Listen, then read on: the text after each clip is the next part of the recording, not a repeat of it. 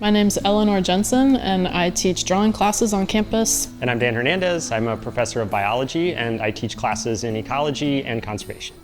Every other spring, we teach this interdisciplinary class called Sense of Place, Art and Ecology in Tallgrass Prairie, and it's designed to bring students from Dan's grassland ecology class together with my students from field drawing class.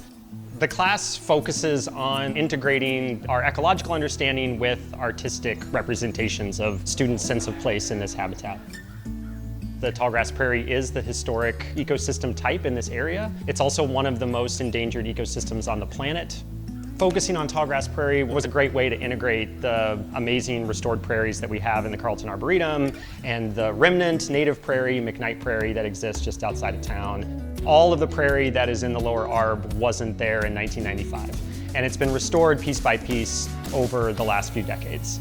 It's now a really big chunk of high quality restored prairie, and that is a great resource for students to get to explore and appreciate and learn about and study in various ways. The fact that it's adjacent to campus, that's really unique to have such a large natural area that we can walk out from our classroom to work in the Arb. That's not something that you see at a small liberal arts college.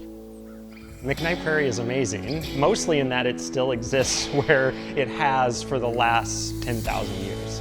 Most of the tallgrass prairie around here, virtually all of it, has been converted to agriculture. It has not had any disturbance to the soil in its entire history.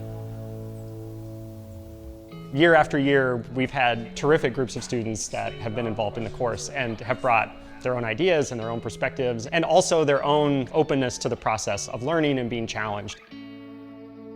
When you draw something, it changes your awareness, and so how you see it changes through that process. And if there's sustained attention, especially in field drawing, if you're outside, you're thinking about light and weather and seasonal shifts and what was it historically, who was here, what is it going to be in the future. And I think all of those connections are really valuable, and it's one lens for changing how you're seeing something and connecting to it.